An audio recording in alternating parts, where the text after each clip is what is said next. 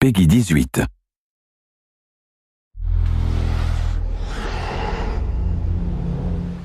Hi, my name is Ashraf Ismail, Game Director of Assassin's Creed 4 Black Flag, and I'm very proud to be showing off the Caribbean open world. Here, we're going to start with Edward. After completing a few missions, he's met up with the assassins, but he's not yet bought into the creed, so he still has this selfish need for fame and fortune. Edward is one of the most unique characters we've created for the Assassin's Creed universe. He is a man who is still trying to figure out who he is in life and what he wants to get out of it. At this point in the story, he still wants that fame, so one way to get it is to complete these assassination contracts. This is a way to make money and to gain a bit of notoriety. So here we go. We have 2 targets to take out, 2 Templar brothers. So we're going to accept the contract, and the world map is going to show us where this contract takes place. So we see here that the contract is actually very close to us. It starts in the village we're in, but as we zoom out, we want to show you the world that we have. Many locations, over 50 locations, centered by Cuba, the Bahamas, and Florida up north. This is a massive world. There's a lot to find and do in this Caribbean Sea. But now we'll get back to the Fisherman Village and go after our targets. The Fisherman Village, it's one type of location in this world. It's really here as a convenience to the player. This is where you can start missions, where you can shop to upgrade Edward and the Jackdaw itself. It's really about the mood and the ambiance of the Caribbean Sea. In the distance, we have a tavern that we're approaching. Taverns are places where you can hire crew, play mini games, drink if you wish. But for now, we're going to focus on the targets and take them out.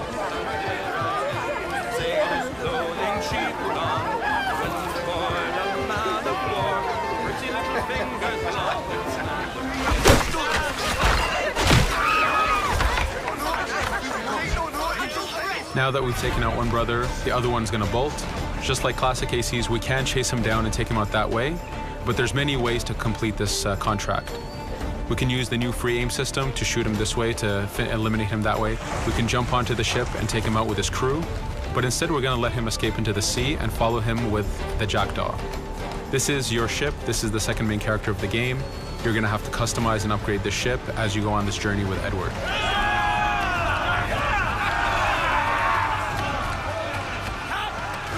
We've seamlessly gone from a ground chase right into a naval chase. We could destroy the ship and complete the contract that way, but instead, using the spyglass, we can see that he's carrying a lot of rum.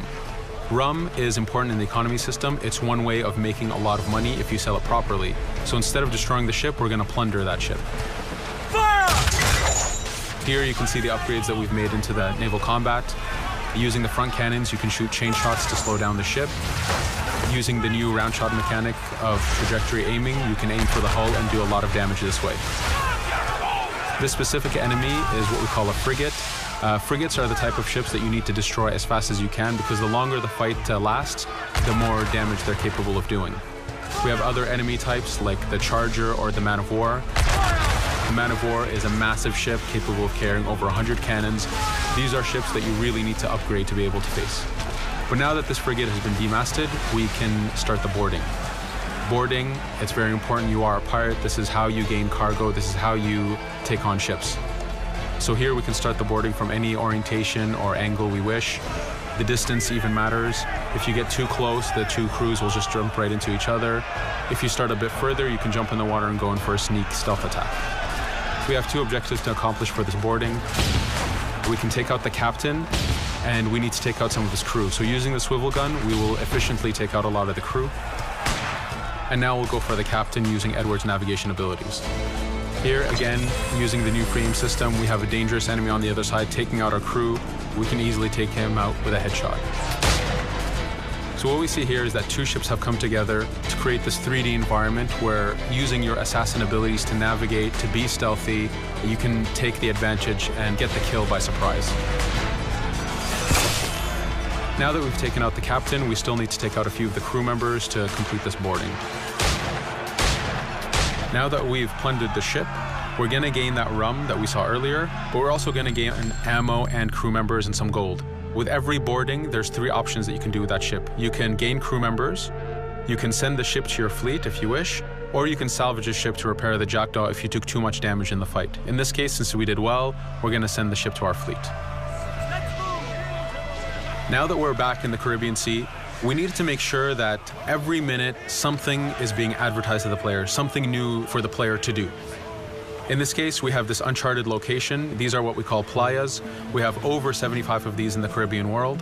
Every playa has something very important for the player to find, something that will help in upgrading Edward or the Jackdaw. So it's in your advantage to explore these locations.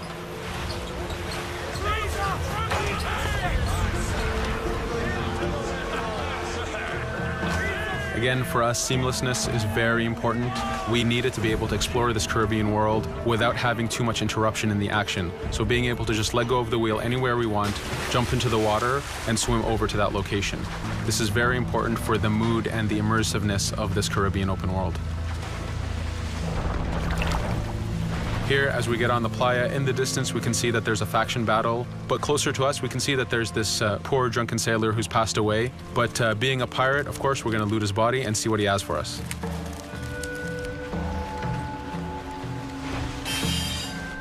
So we found a treasure map. This treasure map is asking us to go to an island called Misteriosa.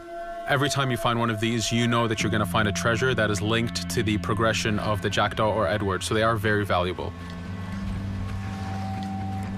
Here we're going to take a look at that faction battle. We have a British ship facing off against a Spanish ship.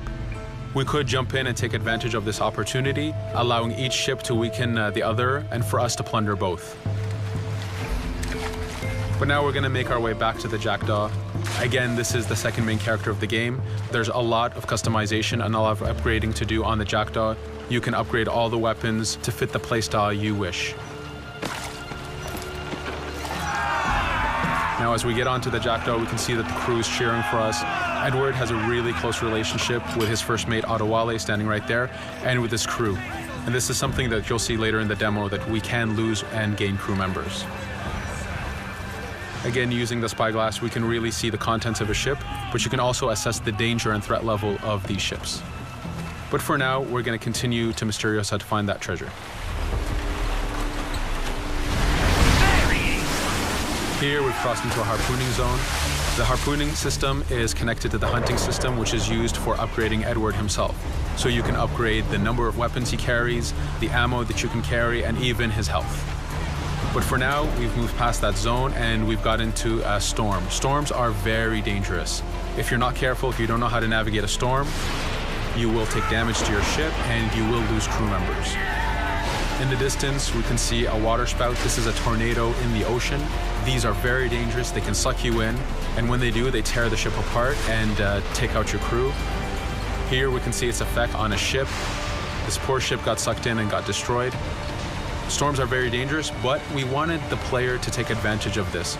When you've mastered a storm, when you know how these systems work, you can pull enemies into a storm and let the storm do damage for you. So there is a strategic element to using a storm in the world.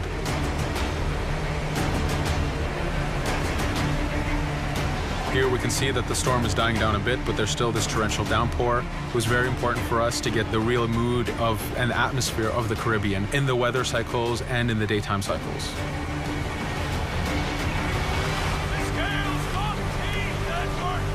But here, since we've survived the storm, did pretty well, let's order our crew to sing. Sea shanties are a part of this game. It's a collectible that you can find in the world.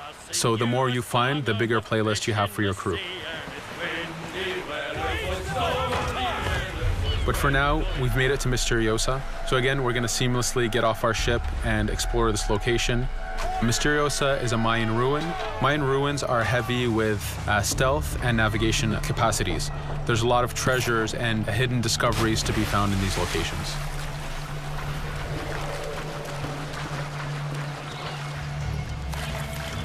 If we recall the treasure map, the treasure is hidden behind a temple. So just by quickly looking around, we can see that temple looks about right. So that's our objective. We'll head there. As we go this way, we can see there's a lot of guards on the beach. We could go in and fight them if we wish to, but to show off that this is a mini open world, we're going to try to find a different route to get to our objective. Here, we've seen a guard. We don't want to alert him, and we don't want to alert the guards on the beach, so we're going to use our stealth ability to take him out silently.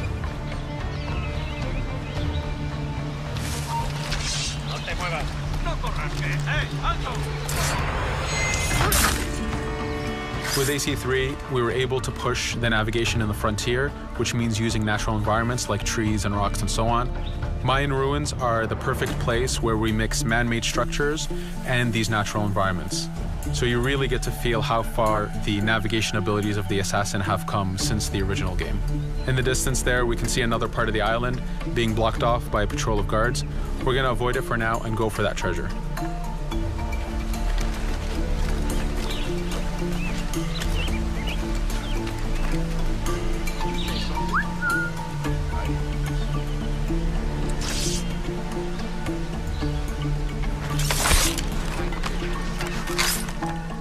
It's important for us to be able to give the players new tools, specifically for stealth. In this case, we have the blowpipe.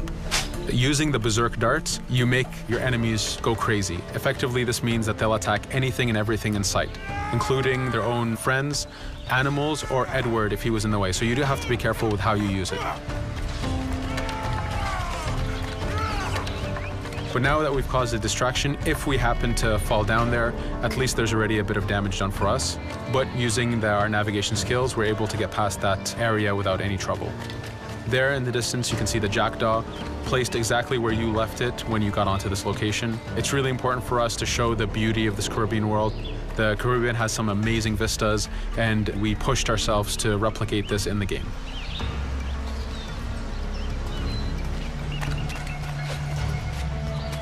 As we continue forward, we can see in the distance there's a couple prisoners that are taken hostage. This is a scenario that you need to use stealth. If you're detected by those guards, they will kill the hostages. So in this case, it's to your advantage to use the environment to figure out how you can take out those guards without being detected. In this case, it's 2 guards, so it's not too hard. There are other scenarios where you have more guards and you have to figure out how you can take all of them out at the same time. Now that we've freed these prisoners, they are more than happy to join our crew. This is just one way of gaining crew members. As mentioned earlier, there's the taverns. There's actually many different setups of gaining crew.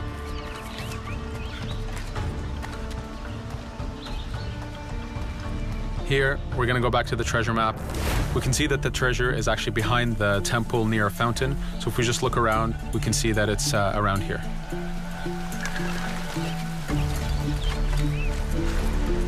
Now that we've found the treasure, what we've actually found is a blueprint.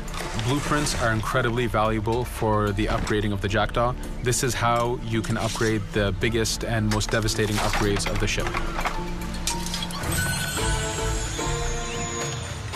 So here we're approaching a reach high point. Just like classic ACs, synchronizing with a reach high point reveals the contents of a location and the map itself. But as an added feature, because this game world is so huge, there are many different locations, this also becomes a fast travel point. So now you can, by synchronizing, now you can come back here anytime you wish to collect those treasures that we passed up a bit earlier. Here we've reached the end of the demo. This was a tease of the open world that we have. We're very excited to be able to show off this game and to let you play it very soon. Thank you for joining us.